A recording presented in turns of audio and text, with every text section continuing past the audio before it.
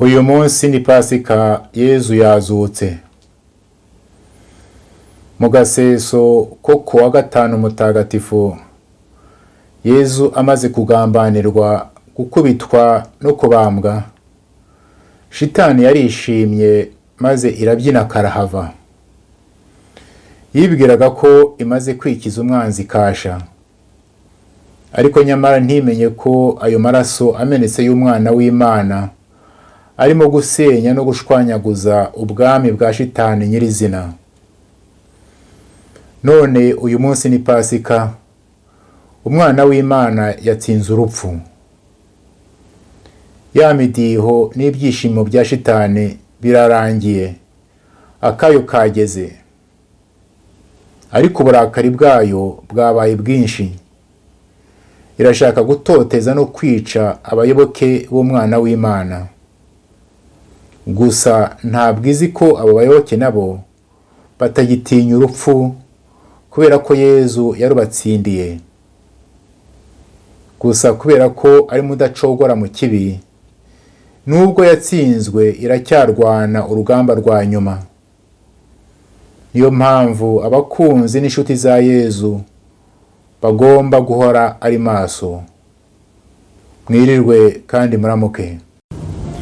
Ndabyibuka twari duteraniye ahantu bita Idetimorode mu Budage imyaka 25 irashize. Twari Abahutu, Abatutsi n'Abazungu b'i Burayi ariko babaye mu Rwanda. Twarimo abihaye Imana, abapadiri, abapasitori n'abarayiki. Twamaze icyumweru dusenga dusabana, ariko ku munsi wa nyuma habaye ikintu gisa n'igitangaza. Abatutsi baturutse mu Rwanda, bamwe bari n'inshuti zacu twari dutuye tuziranye, batubwiye inzira y'umusaraba banyuzemo muri Jenoside. Babivuga ariko nta nzika nta rwango bumvaga mu mitima yabo. Batubwiye ubugome bw'abakorewe hamwe n'ababo. Abahutu bari aho, amarira atemba mu maso, bamwe bararira, abandi barapfukama bavuga bati, Abatutsi muri hano rwose tubasabye imbabazi kubera ubugome bw'indengakamere abacu babakoreye. Abatutsi bari aho bibagera ku mutima, maze bamwe barahaguruka baza guhoza no guhobera abo Bahutu, bababwira bati, uwo mubabaro wanyu no kudusaba imbabazi bitugeze ku mutima. Bati rwose imitima yacu turumva iruhutse. Bati byongeye kandi Abatutsi natwe twagombye gusaba imbabazi Abahutu. Bati turasaba imbabazi kubera amabi n'amarorerwa abacu babakoreye mu mateka y'igihugu cyacu. Abazungu bari aho baratangara, bati mu bwa mbere twumvise amagambo nk'aya ngaya mu Banyarwanda. Bati nyamara natwe turasaba imbabazi kubera ko amahano aba mu Rwanda ku ruhande rumwe turi nyirabayazana. Bati rwose turasaba imbabazi kubera ko ibihugu byacu byatereranye Abanyarwanda mu bihe bikomeye by'amateka yabo. Ibyo birangiye turicara turaceceka. Hashize akanya hari umuntu uhagurutse aravuga ati, ibi ngibi bibaye hano ni igitangaza Imana idukoreye. Ati rwose twagombye kubishyira mu nyandiko tugashishikariza Abanyarwanda bene wacu kunamira akababaro ka buri wese, guhagarara mu cyuho no gusaba imbabazi. Iyo nyandiko twayise Confession de Detimorode. Detimorode naho ngaho twari duteraniye. Mufite kuyisanga mu ndimi nyinshi ku rubuga rwayo confessiondedetimorode.com.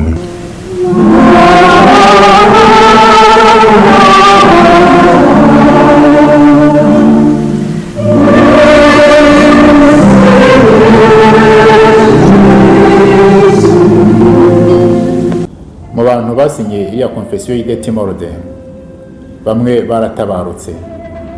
Murambasabira ngo Imana ibahe iruhuko mu bayo. Igisohoka mu mpera z'umwaka w'1996, yakiriwe ku buryo butandukanye mu Bahutu, mu Batutsi no mu banyamahanga. Ubwo bamwe bayishimaga bati niyo nzira nyakuri u Rwanda rwagombye kunyura, abandi barayirwanyaga, harimo abapadiri n'abasenyeri bamwe. Hari n'abambwiye ngo kuri Radio Rwanda icyo gihe batangaje Confession y'Abahutu, iy'Abatutsi barayihorera.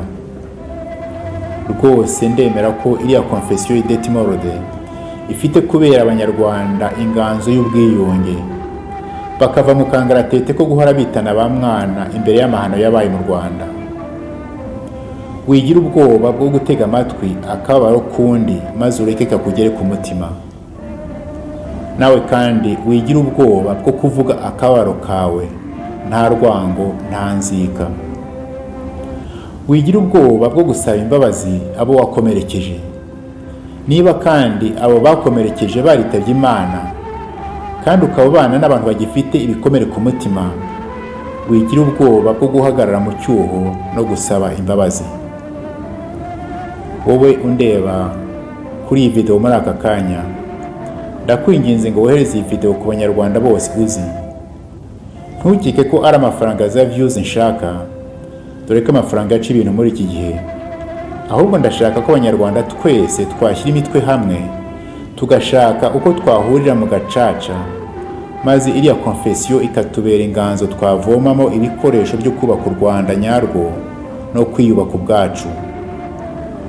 Kubera ko uyu mwaka iriya konfesiyo izagira yubile y'imyaka 25, nzajya nza buri munsi duhurire kuri channel bita Confession de Timorde kugira ngo duhanurane.